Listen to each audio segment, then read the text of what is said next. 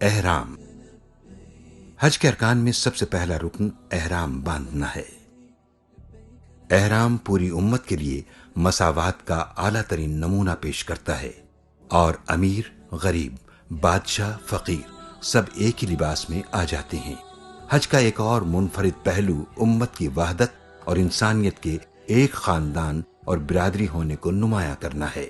ایک اللہ کے ماننے والے بیت اللہ کی زیارت اور طواف کے لیے دنیا کے گوشے گوشے سے ایک مرکز پر جمع ہوتے ہیں، اور ایک خاندان کی طرح ایک امام کی قیادت میں ایک ہی تلبیہ کا ورد کرتے ہوئے دن رات ساتھ گزارتے ہیں۔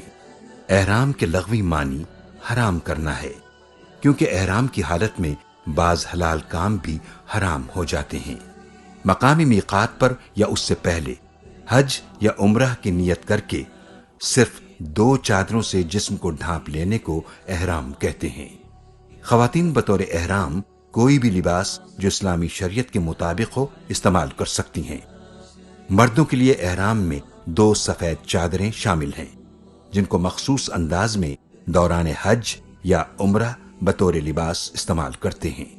ایک چادر بطور تہبند اور دوسری کو کندھے پر اوڑھ لیا جاتا ہے، اور ایسی چپلیں جس میں پاؤں کے اوپر کی ہڈی نمایاں ہو استعمال کی جاتی ہے۔ احرام پہننے سے پہلے ناخن تراش لیے جائیں، اور غیر ضروری بال صاف کرنے کے بعد غسل یا صرف وضو کر کے احرام پہن لیا جائے۔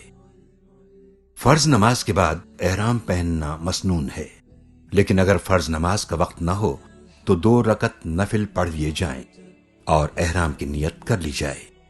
اے اللہ، میں نے آپ کی رضا کے لیے حج کی نیت کی، آپ اسے میرے لیے آسان فرما دیجئے، میری طرف سے قبول اور منظور کر لیجئے۔ اس کے بعد 3 بار تلبیہ پکاریں۔ مرد قدر بلند آواز میں اور خواتین آہستہ آواز میں کہیں۔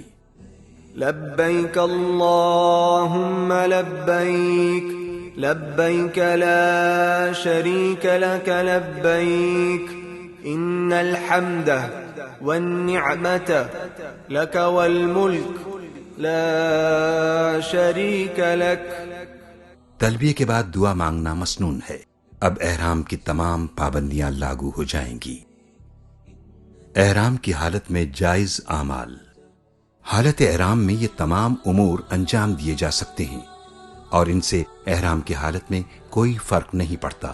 ضرورت پڑنے پر احرام کی چادریں یا لباس دھونا، بدلنا، ضرورت کے موقع پر غسل کرنا، ٹیشو پیپر یا کپڑے سے پسینہ صاف کرنا، ناک، منہ اور دانتوں کی صفائی کرنا، انگوٹھی، نگ، گھڑی یا ہیڈ فون پہننا، سر یا جسم کے کسی حصے کو کھجانا، پھل کھانا چاہے خوشبودار ہو، دھوپ سے بچنے کے لیے چھتری کا استعمال کرنا، گاڑی کی چھت کا سایہ لینا، کندھے یا گلے میں بیگ لٹکانا، بغیر خوشبو کے صابن سے سر بدن دھونا، مسواک کرنا، موذی جانور کو مار دینا، زخم پر پٹی باندھنا، ٹیکا لگوانا، باتھ روم جانا۔ احرام کی پابندیاں۔ احرام کے پہننے اور تلبیہ پڑھنے کے بعد کچھ پابندیاں لگ جاتی ہیں جو اس کے اتارنے تک قائم رہتی ہیں۔ حرم کی حدود میں گھاس، ہرے بھرے پودے اور درخت کی شاخ بھی نہیں توڑ سکتے۔ خشکی کے کسی بھی جانور کا شکار نہیں کر سکتے، اور نہ ہی اس میں مدد کر سکتے ہیں۔ کوئی بھی گری ہوئی چیز حرم کی حدود میں اٹھانا منع ہے۔ حالت احرام میں خوشبو نہیں لگا سکتے، نہ سونگھ سکتے ہیں۔ اگر بغیر ارادے کے سونگھ لی تو کوئی حرج نہیں۔ خوشبودار صابن یا ٹوتھ پیسٹ استعمال نہیں کیا جا سکتا۔ اگر خوشبو کے بغیر ہوں تو استعمال کرنے میں کوئی حرج نہیں۔ سب سے بہتر یہی ہے کہ دانتوں کی صفائی کے لیے مسواک استعمال کریں۔ سر یا بدن کے کسی حصے سے بال توڑنا یا اکھیڑنا منع ہے، اور اسی طرح ناخن بھی نہیں کاٹ سکتے۔ حالت احرام میں لڑائی جھگڑا کرنا منع ہے۔ میاں بیوی کا ازدواجی تعلقات کی نسبت سے کوئی بات کرنا منع ہے۔ رشتہ کرنے کے لیے کسی قسم کا اشارہ، منگنی یا نکاح نہیں کیا جا سکتا ہے۔